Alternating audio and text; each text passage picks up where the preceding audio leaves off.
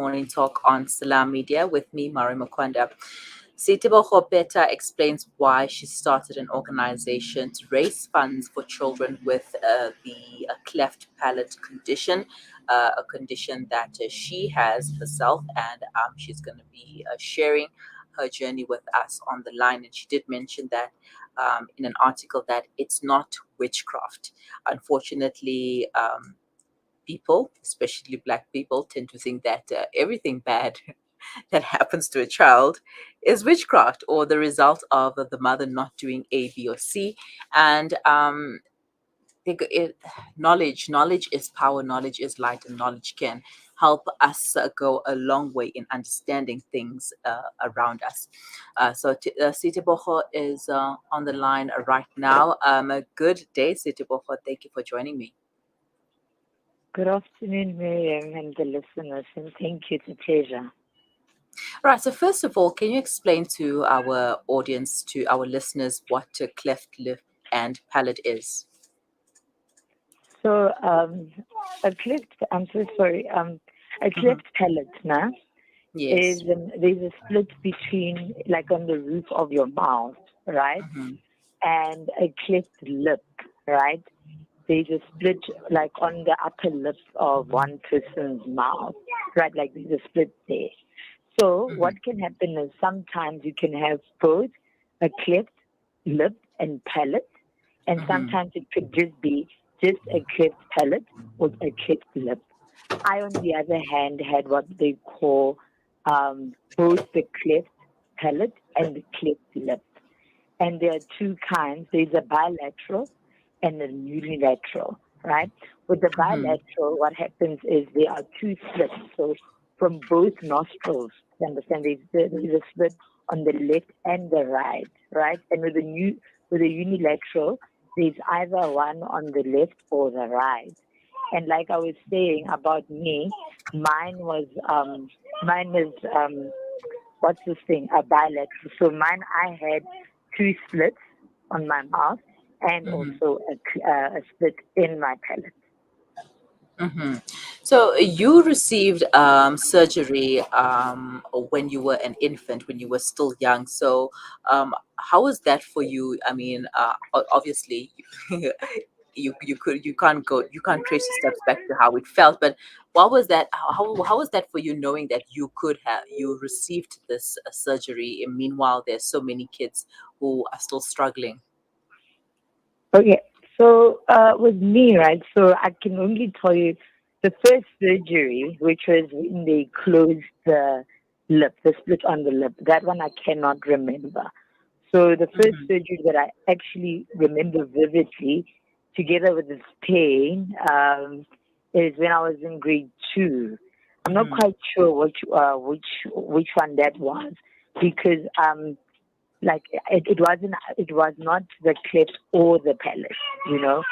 So how Yes. do I feel knowing that, you know what, more than anything, I'm grateful that I had a family that was able to afford to give me the opportunity to do it, you know, that I didn't. I mean, I see kids right now that are very old that still have the opening on the top lip, something that can be repaired from as young as 3 months, you know. So in terms of me, I'm grateful that I got to, you know, have it closed and everything. However, I'm in the same breath, I'm very sad, obviously, because, I mean, like I said, seeing people that don't have the means to close it, and, you know, growing up to have this split, and how society then views them, you know, and not only besides the society, like, even, you know, like, having a child with a cleft lip or palate is difficult on its own, especially when it's not closed and repaired and everything. So, and that obviously means even more financial strain on the family, because they are, what do you call it, specialized feeding bottles to use and everything. So, like you were asking, how do I feel? I feel bad because, well, like I said, when you wish you could just help each and every case that you come across, you know. So yeah. Mm-hmm. All right, now tell us about your organization, the Seitebogo Peta Cleft Palate Foundation. What are the aims of the organizations and what do you do? Okay. So I started my organization in 2017, right? And the reason I started it was because I volunteered for different cleft lip foundations.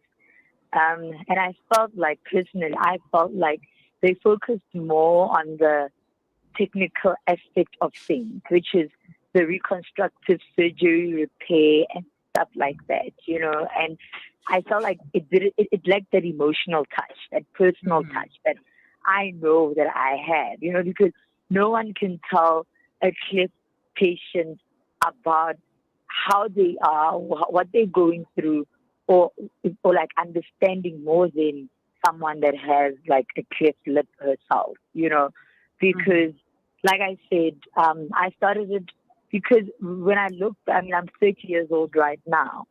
And, you go back and you look at your life and choices that you've made and everything, and you realize that most choices or most decisions that one made were centered around this particular condition, which, like I said, it's like going back when you realize that, oh no, it affected someone psychologically, emotionally. And when you're asking about the aims, besides the technical aspect, which is like the reconstructive surgery and everything, I think I really, more than anything, just wanted to focus on the emotional aspect of things, the psychological and mental aspect of things, where you, and that's why it's really child centered. Because I wanted to start from the grassroots before a person is a teenager, where you teach a child from, let's say I find a child that's from, say, 5 years old, preschool going age, where you instill confidence, because, more than the, what do you call it, more than the patient itself, and there's the parents, because this is new to them, and I'm not going to lie, there isn't that much education on cleft lip and palate stuff, and if you want to know something, you have to Google. And when you Google, then what happens? It's usually international reports on it or international articles on it. And that's what I wanted to do. I wanted to have a South African one, especially. No, I mean, it's not only for black people, but especially for black people, because the reality of our country is that the majority is people of color, and majority are people of color from very low socioeconomic backgrounds. And some people are in the rural. I mean, with my work and what I've seen is that most patients, for instance, come from the rural areas, where, like you said, that clickbait, that's it. It's not witchcraft, they don't know much, and not by choice, So when a person comes out looking like this, with this, with this defect, it's like, what is this? It doesn't look normal, and I mean, and I can even tell you of cases where their parents that I have a mother that had a father leave her because the first son came out after birth with a cleft palate, and he left her simply because, I mean, I've never seen this in my life. This is literally my first son.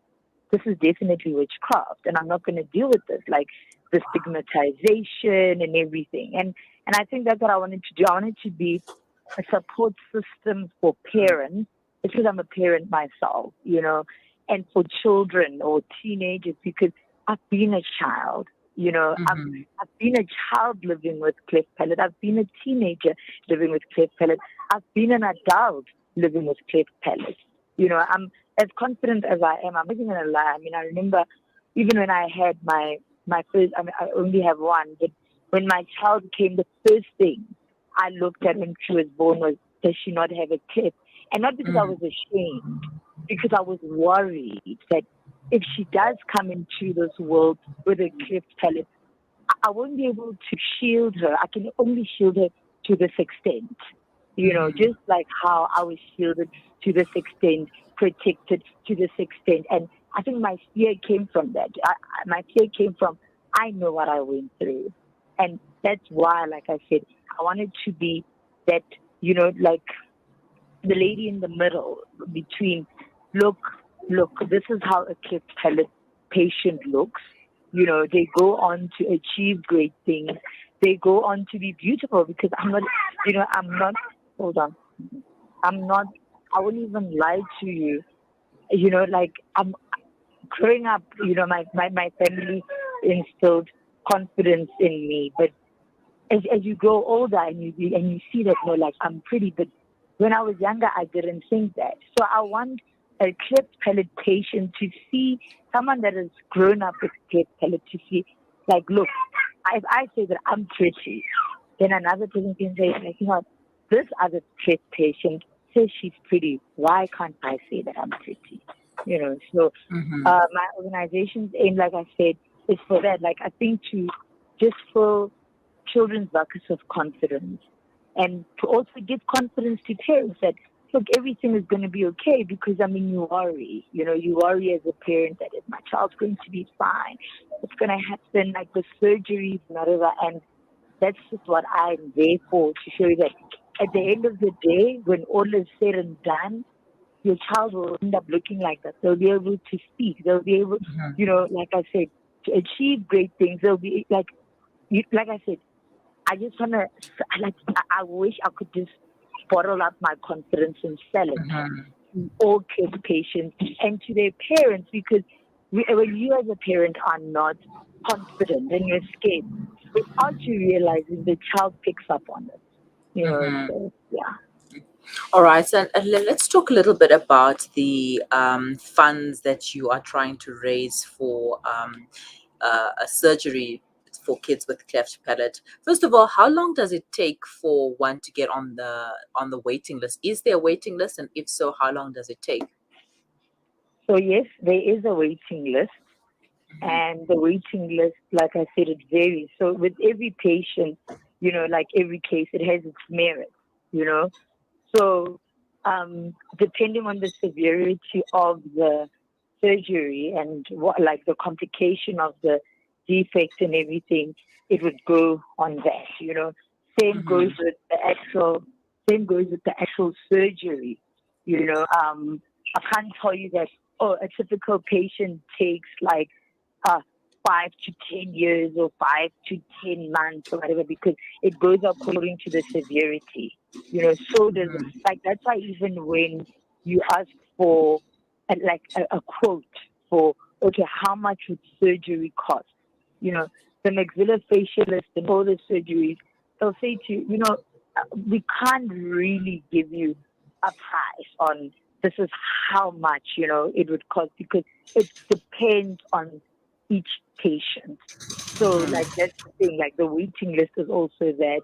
Some people are lucky, it can be pushed.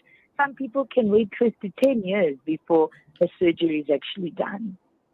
So wow. That's what I do. So what I try to do is I try to raise funds, with different events and fundraisers and whatever. And even this year, like, there's it's still in the pipeline, but I'm trying to organize an art exhibition auction where we'll be having, I have like an artist, a visual artist that's busy with portraits of children with cleft palate, and he's like we want to auction off those things for raising funds for the patient's surgeries. And besides surgeries, they they pre and post surgery packages, because some patients, like I said, they come from low socioeconomic backgrounds, and sometimes what we do is,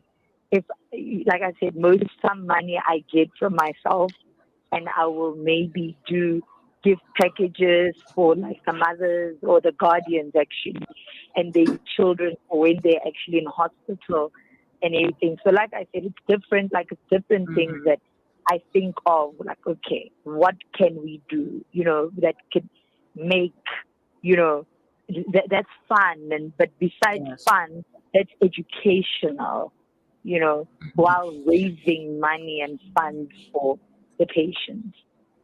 All right. And where can people go for more information? So, okay, so our website is still under construction, but Yes. you can find us on all our social media pages. It's Facebook Seitebogo Peta _foundation, and also Instagram Seitebogo Peta _foundation. And you can always get hold of me on 082 obviously during working hours. And if it can't wait, you can just drop me a WhatsApp text, and when it's office hours or when it's really urgent, then I'll respond to you. And you can also get me via email on seitebogopeta@gmail.com. All right. So thank you so much for your time, Seitebogo, and for sharing that information with us. I hope that there will be change, especially when it comes to the knowledge about the cleft lip and palate. In fact, there's so much that we still need to learn, and this is a step in the right direction. Thank you so much for your time. Thank you very much for having me, and thank you to the listeners for taking the time to listen. Thank you. Have a wonderful day. Bye bye. Seitebogo Peta, the founder of Seitebogo Peta Cleft Palate Foundation, taking us through why she started her organization and the need for parents to know and understand what cleft lip and cleft palate is all about. It is not witchcraft. It is not a curse. You did not do anything wrong. You just need to get yourself educated and also try to get your child the surgery that they require. For more information, you can find Seitebogo Peta on social media, Seitebogo Peta _foundation, and you can also send an email to Seitebogo Peta @gmail.com. That's SEITBOTOBOGO Peta PETA _foundation. You are listening to the Mid Morning Talk on Salam Media. We will be right back.